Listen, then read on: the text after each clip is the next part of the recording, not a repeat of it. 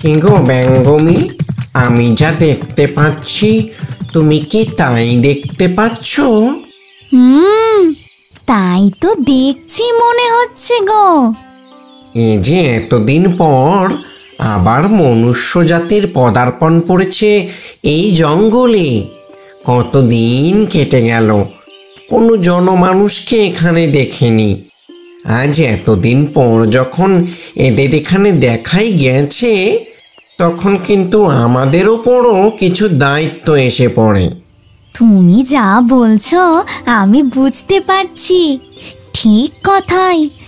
এদেরকে যদি আমরা একটু দিক নির্ণয় করে দিই, তবে হয়তো এই জায়গা থেকে এত বছরের অভিশাপ মুছে যাবে।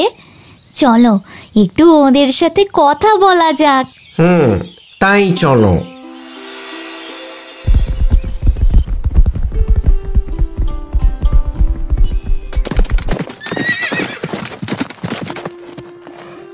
ইস, কোথায় যে গেল হরিণটা? এই তো চোখের সামনে ছিল। হ্যাঁ, তাই তো। আর এত গভীর বন যে কিছুই ভালো করে দেখা যাচ্ছে না। এখান থেকে ফিরতে গেলে যে কোন দিক দিয়ে যেতে হবে তাও তো বুঝতে পারছি না।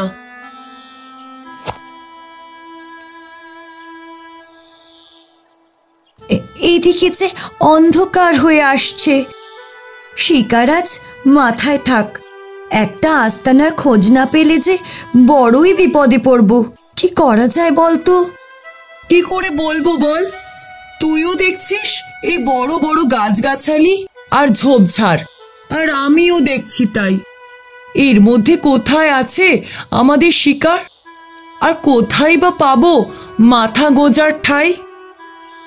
আমরা এতটা দূর চলে এসেছি যে ফেরত যেতে গেলে অন্ধকার হয়ে যাবে, আর তাতে বিপত্তি বাড়বে বই কমবে না।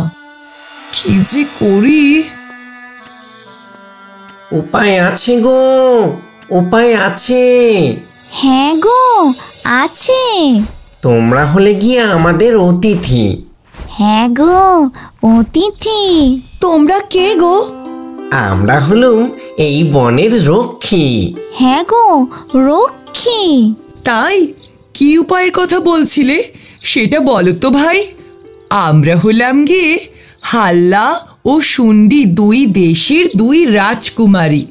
এখানে শিকার করতে এসে এখন দেখছি বড়ই বিপদে পড়েছি। বাবা, এ কি আর যে সে বন? এ হলো ছিন্নমতি ডাইনির মায়াবন। এখানে যে একবার ঢুকেছে সে আর সহজে বের হতে পারে না গো। মায়াবন? হ্যাঁ গো, তাই তোমাদের জন্য বড়ই দুঃখ হচ্ছে। তোমরা তো আবার রাজকুমারী।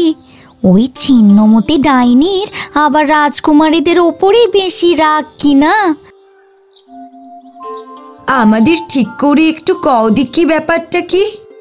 কেনই বা এই মায়াবন? আর কি উপায়েই বা আমরা এখান থেকে বের হব? বসো, কইছি। অনেক দিন আগের কথা, তা প্রায় 100 বছর হবে গো। এখানে এই বনের ভেতর দিয়ে গেলে দেখতে পাবে এক বিরাট রাজপ্রাসাদ। তার রাজ্যে সবাই ভালো ছিল। রাজা প্রতাপচন্দ্র বড়ই ভালো রাজা ছিলেন। তার একটি মাত্র কন্যা সন্তান। সেই কন্যাকে নিয়ে তার যেমন গর্ব ছিল, তেমনি রাজকন্যা মায়াবালার নিজের রূপের বড়ই গুমর ছিল। আয়নায় নিজেকে দেখতো আর ভাবতো, আহা কি সুন্দরী না আমি। একদিন রাজকন্যা মায়াবালা তার সখীদের সাথে বিহারে বেরিয়েছে। এমন সময় ছিন্নমতি ডাইনিকে সে পথ দিয়ে যেতে দেখতে পেল রাজকুমারী। তার কুৎসিত রূপ দেখে রাজকুমারী মায়াবালা হেসেই বাঁচে না। ছিন্নমতি এমনি ভালোই, কিন্তু রেগে গেলে সাপ সাপান্তরের অন্ত থাকে না। কিন্তু অহংকারে মত্ত রাজকন্যের সেসবের কোনো চিন্তাই নেই।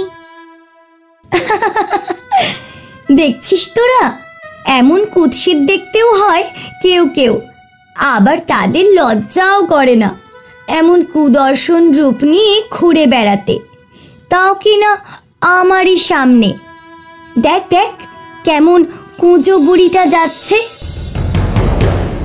কে রে তুই অল্পেয়া বেয়াদব? তোর এত বড় সাহস যে তুই আমার কদাকার রূপ নিয়ে পরিহাস করিস? তোর ধরে কটা মাথা রে, দেখি তো। আমি কে আগে তা শুনে নাও, তারপর এমন চ্যাটাং চ্যাটাং কথা কইও। আমি হলেম রাজা প্রতাপচন্দ্রের একমাত্র সন্তান, রাজকুমারী মায়াবালা। আমার যেমন আছে রূপ, তেমনি আছে বল। তোমার মতো অমন দৈন্য দশা নয় আমার। তুমি রাজা প্রতাপচন্দ্রের মেয়ে? হা হা, তোমার বাবা কতই না ভালো মানুষ, তার কতই না অবদান আছে আমার ওপর, আর তার কন্যা হয়ে তোমার এমন ব্যবহার। ছি, তোমার বাইরেটাই শুধু রূপ আছে, ভেতর থেকে আসলে তুমি ভীষণ কুৎসিত। তোমার বাবা যদি রাজা প্রতাপচন্দ্র না হতেন তবে এক্ষুনি তোমায় এর শাস্তি দিতাম।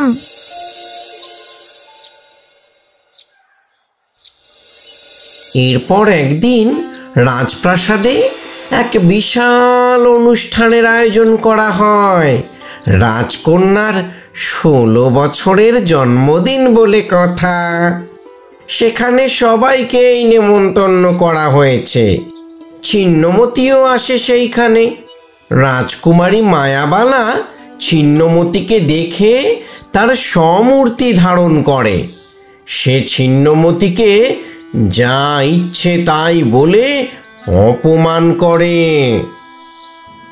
ইস, এমন রূপের ছিঁড়ি নিয়ে এসেছেন রাজভোগ খেতে।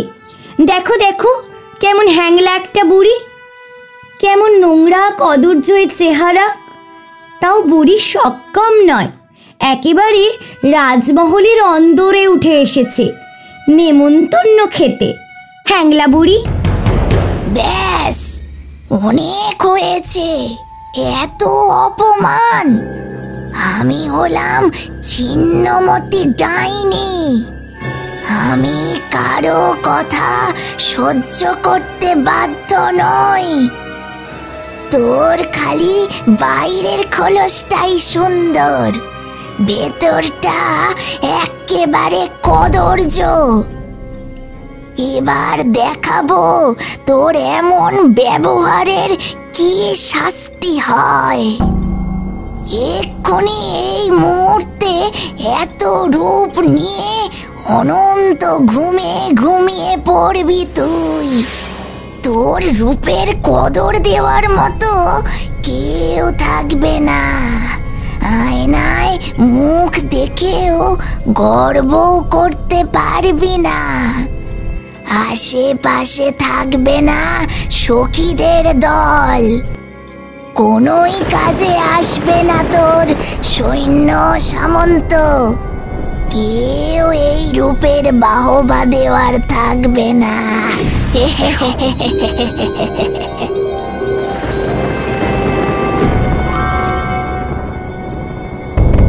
ত্রাহি ত্রাহি, এ কি করলে ছিন্নমতি? আমার একমাত্র কন্যা যে নিথর হয়ে গেল। সে তার সঠিক শিক্ষা পেয়েছে। এরপর আস্তে আস্তে বাকিদেরও তাই দশা হবে। হায় হায় হায়, এ কি হলো? ছিন্নমতি, তুমি কি ভুলে গেলে আমি যে কত উপকার করেছি তোমার? রাজ্য শুদ্ধ লোকজন যখন তোমায় ডাইনি বলে তাড়িয়ে দিতে চাইছিল, তখন এই আমি রক্ষা করেছি তোমাকে। আজ তার এই প্রতিদান দিলে? হায় হায় হায় হায় হায়। না মহারাজ, ভুলিনি। আমি চাইনি মহারাজ কোনো অভিশাপ দিতে, কিন্তু রাজকুমারীর দুর্ব্যবহারে আমার ডাইনি সত্তা বেরিয়ে এসেছিল। আমায় ক্ষমা করবেন মহারাজ। ক্ষমা চাইছি, আমি তোমার কাছে ক্ষমা চাইছি আমার কন্যার দুর্ব্যবহারের জন্য। এবার তুমি তাকে উদ্ধার করো, দয়া করে ওকে স্বাভাবিক করে দাও, দয়া করো। এই সাপ তো খণ্ডানো যাবে না মহারাজ, তবে আশীর্বাদ করছি এ রাজ্যের এমনকি সমস্ত জীবন্ত প্রাণী 100 বছরের জন্যে ঘুমিয়ে পড়বে। এই 100 বছরে এই রাজ্যের এক তিলও ক্ষতি হবে না। সে দায়িত্ব আমার। যখন রাজকন্যের থেকেও অধিক সুন্দরী এবং সুন্দর মনের অধিকারী অন্য কেউ এসে ঘুমন্ত রাজকন্যাকে জাগিয়ে তুলবে, তখনই হবে সবার শাপ মোচন। এই কথা শুনতে শুনতে রাজা ও বাকি সবাইকে ঘুমিয়ে পড়তে দেখা গেল। চারিদিক জঙ্গলে ঢেকে গেল, যাতে বাইরে থেকে আর কিছুই দেখা না পড়ে। আমাদের কাছে ডাইনি এসে অনুরোধ জানালো যাতে আমরা এই রাজ্য পাহারা দিই এই 100 বছরের জন্যে। আমরা তো মায়া পাখি, তাই আমাদের ওপরে এই অভিশাপ কোনো প্রভাব ফেলেনি। এখন তোমরা যদি দয়া করে ঘুমন্ত রাজকুমারীকে উদ্ধার করো, তবে এ রাজ্যে আবার প্রাণের সঞ্চার হবে, সবাই মুক্তি পাবে এই অভিশাপ থেকে, আর তোমরাও তাহলে এই মায়াবন থেকে বের হতে পারবে। সবই বুঝলাম। এখন চলো তো দেখি, আমাদের রাজপ্রাসাদে নিয়ে চলো, দেখি কি করা যায়। তবে চলো, আমাদের পিছন পিছন এসো।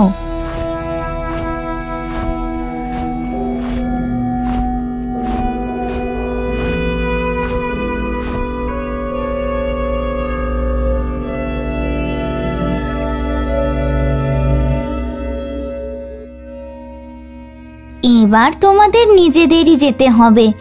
মায়ার বলে ভেতরে আমরা প্রবেশ করতে পারবো না। তোমাদেরই খুঁজে বার করতে হবে ঘুমন্ত রাজকুমারীকে। ওকে জাগাতে পারলেই এই সাপ মোচন হবে। হ্যাঁ, আমরা আর ভেতরে প্রবেশ করব না। যদি প্রয়োজন পড়ে তবে আবার আমাদের খুঁজে পাবে এখানেই। আশা করি তোমরা ভালোভাবে কাজ সম্পন্ন করতে পারবে। তোমরা ঢুকে দেখবে কেমন সবাই যে যেমন ছিল ঠিক সেভাবেই অঘরে ঘুমোচ্ছে। তোমাদের কাজ হলো প্রাসাদে ঢুকে রাজকুমারীকে খুঁজে বার করা।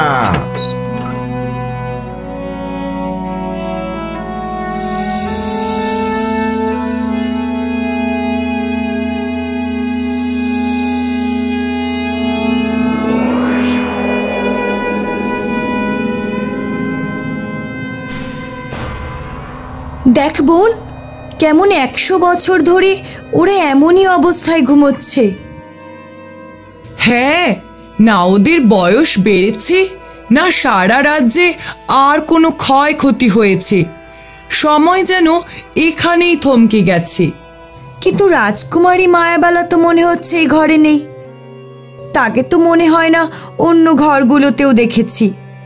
সে আছে কোথায়? তুই কি করে বুঝলি এদের মধ্যে মায়াবালা নেই? খুব সাধারণ।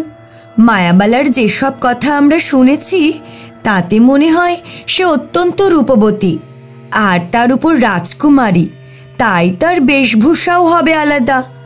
এখন অবধি তো কাউকে তেমন দেখলাম না। চল তবে অন্য ঘরে গিয়ে দেখি।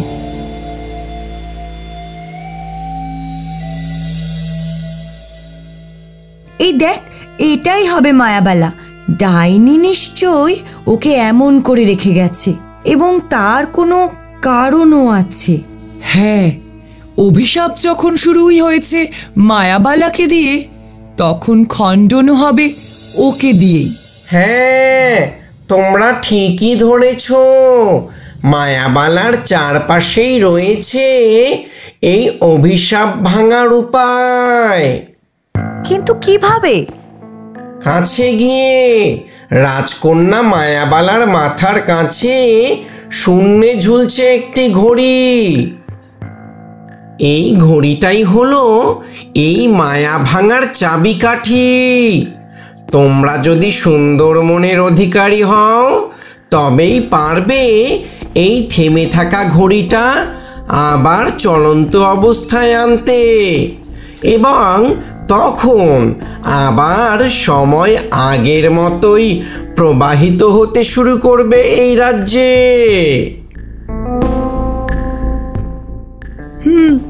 চল, এটাকে কাছ থেকে দেখি।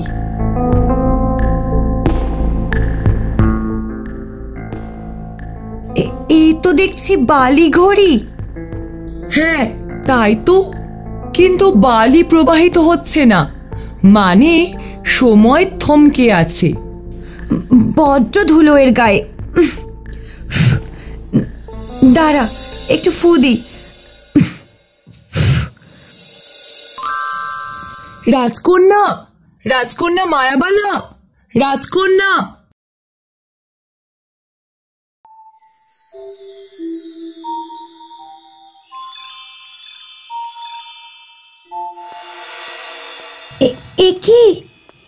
এ কি আমার রাজপ্রাসাদ? হ্যাঁ গো, এই তোমার রাজপ্রাসাদ। 100 বছরে এই পরিণতি হয়েছে। কি অসম্ভব সুন্দর তোমরা। তোমরা কি মানবে? হ্যাঁ গো রাজকন্যা, আমরা শুন্ডি ও হাল্লার রাজকুমারী। তোমরা বললে 100 বছরে এই হাল হয়েছে, মানে কি? পাখি ডাকছে গো, পাখি। রাজপ্রহরী জেগে উঠেছে গো। রাজকন্যাও জেগে উঠেছে। কি মজা, কি মজা। পাখি ডাকছে মানে? তোমার মনের অন্ধকার ওই বালি ঘড়ির ধুলোর মতো দূর করা দরকার। আমি নিজেকে ক্ষমা করতে পারছি না। আমি একজন রাজকন্যা হয়ে এইভাবে আমার প্রজাদের কষ্ট দিলাম। তোমার মানুষ প্রজাদের খুব একটা কষ্ট হয়েছে বলে আমার মনে হয় না, তবে তোমার প্রজা কিন্তু সকলেই একজন ডাইনিও। মারে মা। বাবা,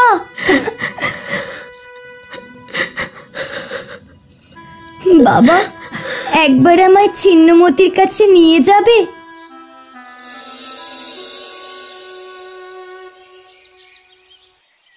ছিন্নমতি, কই গো রানী ছিন্নমতি, কোথায় গেলে?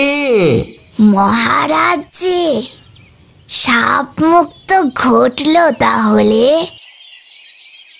না মা, এখনো ঘটেনি। আপনি যতক্ষণ না আমায় ক্ষমা করছেন, ততক্ষণ আমার সাপ মুক্তি ঘটবে না। তুই আমায় মা বলে ডাকলি? না রে, আর কোনো দ্বন্দ্ব নেই মনে। বালি ঘড়ির ধুলোর মতন তোর মনের সব ময়লাও দূর হয়ে গিয়েছে। আমরা তাহলে আসি এইবার। সত্যি আপনাদের মতো সুন্দর মহিলা আমি এর আগে দেখিনি। আপনাদের মনের সৌন্দর্য আপনাদের চেহারায় ফুটে ওঠে। আপনাদের কাছে আমি চিরকৃতজ্ঞ থাকব। নিজের মনটাকে এতটাই সুন্দর রেখো মায়াবালা, দেখবে আর কোনোদিন কোনো অভিশাপ তোমাদের ছুঁতে পারবে না। চলে যাবে তোমরা? হ্যাঁ গো, যাওয়ার সময় হলো। তবে আবার বিপদে পড়লে আমাদের বলো। শুন্ডি দেশের ঠিকানায় চিঠি লিখো, আর চোখ মেললে আমাদের পাবে, এই কথাটি মনে রেখো।